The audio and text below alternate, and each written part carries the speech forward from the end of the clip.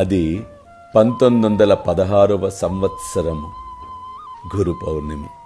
భక్తులందరూ నా చుట్టూ ఉన్న సమయాన అన్నా చించిరికర్ ఉన్నాడుగా, వాడు నా అన్నా సాహెబ్ దబోల్కర్ని నా వద్దకు తెచ్చాడు.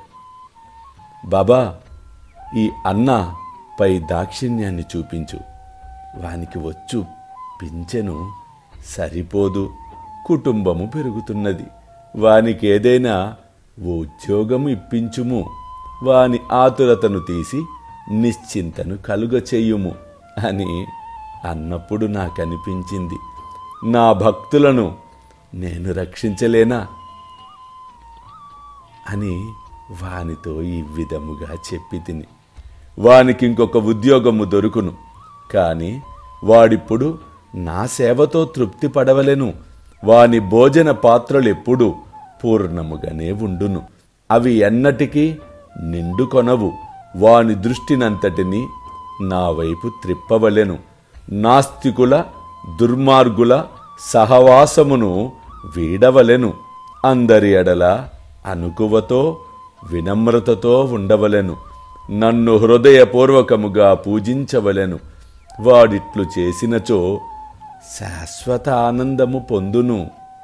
విన్నారుగా, ఇది ఒక్క అన్నకు మాత్రమే చెప్పింది కాదు, అందరికీ వర్తించును. ఎవరైతే ఈ విధముగా పాటించెదరో వారు తప్పక అమితానందమును పొందెదరు. అల్లా మాలిక్, అల్లా అచ్చా కరేగా.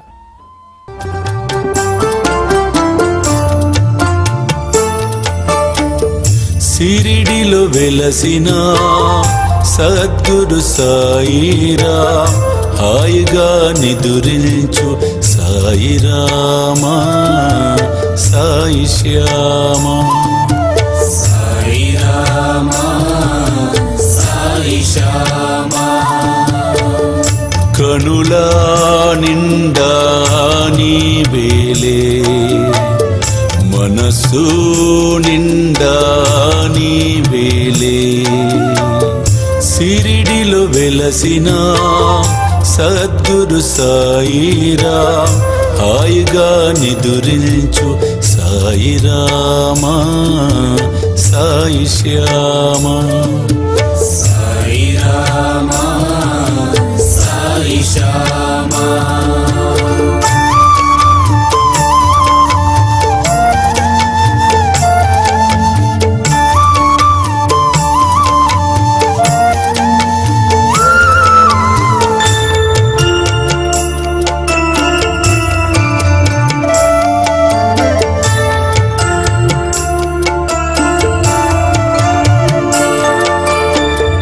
ఆపదలు బాపేటి అనాథనాథుడా, సుఖముగా శయనించు సాయిరామా, సాయి శ్యామా, సాయిరామా, సాయి శ్యామా, సాయిరామా,